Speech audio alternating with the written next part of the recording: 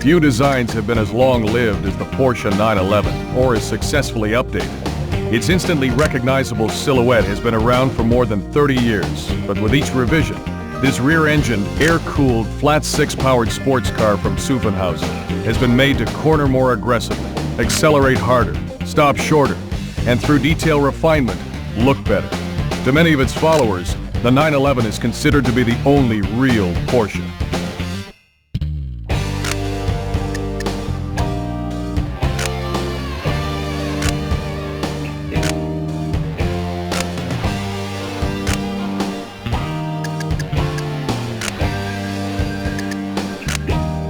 The 911's air-cooled flat-six engine has always been its most intriguing feature, with its belt-driven cooling fan and a crankcase to which bolts 6 individual cylinders and heads. To make the best use of its 270 horsepower, the engine is mated to a 6-speed transaxle, a Porsche production first. Also of note is the new aluminum multi-link rear suspension that replaces the less forgiving semi-trailing arms that the car has had since its inception.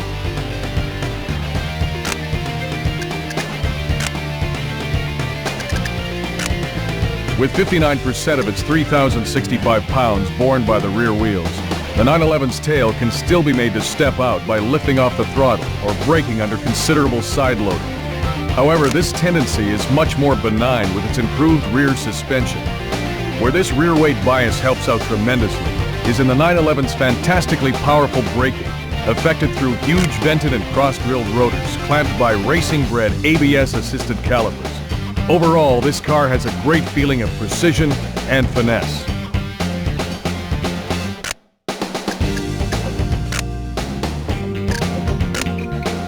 As Ferdinand Porsche was commissioned to design the Volkswagen Beetle well before World War II, it's not surprising that the original Porsche 911 showed aspects of its design, from its rear-mounted air-cooled engine to its torsion bar springs.